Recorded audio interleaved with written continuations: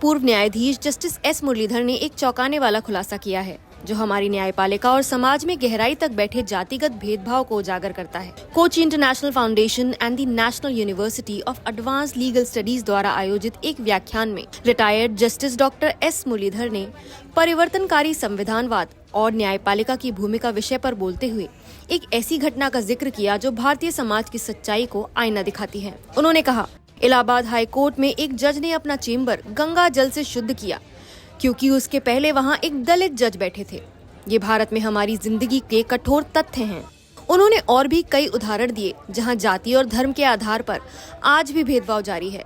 Justice Muralidhar बोले, दलित युवक को अपनी शादी में घोड़ी पर नहीं चढ़ने दिया जाता। कई गाँव में वे खुलकर चल भी नहीं सकते। शहरों में मुसलमानों को मकान किराए पर नहीं मिलता और नॉनवेज खाने वाले लोगों को भी समाज से बाहर किया जाता है। ये घटनाएं सीधे संविधान की उस भावना को चुनौती देती हैं जो अनुच्छेद 15 और 23 के जरिए भेदभाव और जबरन श्रम को रोकती हैं। उन्होंने कहा, अगर इन अनुच्छेदों को गंभीरता से लागू किया जाता तो आज भी अस्पृश्यता प्रचलित न होती। उन्होंने एक और घटना का जिक्र किया।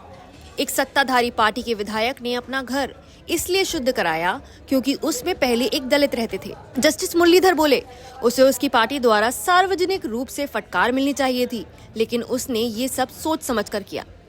संविधान की आलोचना पर जवाब देते हुए उन्होंने कहा, संविधान निर्माताओं ने दुनिया भर के संविधानों का अध्ययन कर भारत के लिए सबसे उपयुक्त सिद्धांतों को चुना था और उसमें भारत की जरूरतों के अनुसार विशिष्ट प्रावधान जोड़े गए थे। उन्होंने प्रस्तावना की याद दिलाते हुए कहा, यह संविधान हमने खुद को दिया है, किसी ने हमें अधिकार नहीं दिए, हमने उन्हें हासिल किया है। जस्टिस मुरलीधर ने डॉक्टर BR अम्बेडकर के उस चेतावनी भरे कथन का भी जिक्र किया जिसमें उन्होंने समानता और बंधुता के अभाव को भारत की सबसे बड़ी कमी कहा था। उन्होंने कहा, हमारा संविधान आशावादी है, लेकिन जब तक हम रोजमर्रा की जिंदगी में मौजूद अन्याय को नहीं पहचानते तब तक हम उस आशा को साकार नहीं कर सकते। ये व्याख्यान सिर्फ एक कानूनी चर्चा नहीं बल्कि एक सामाजिक आईना था जो बताता है कि न्यायपालिका की भूमिका सिर्फ निर्णय सुनाना नहीं बल्कि संविधान के परिवर्तनकारी सपने को जिंदा रखना भी है।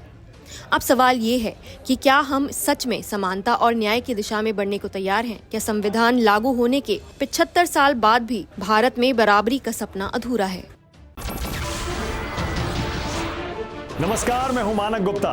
अगर आपको हमारा ये वीडियो पसंद आया हो तो इसे लाइक और शेयर जरूर करें और हाँ, हमें सब्सक्राइब और फॉलो करना ना भूलें ताकि आप देश और दुनिया की कोई खबर मिस ना करें।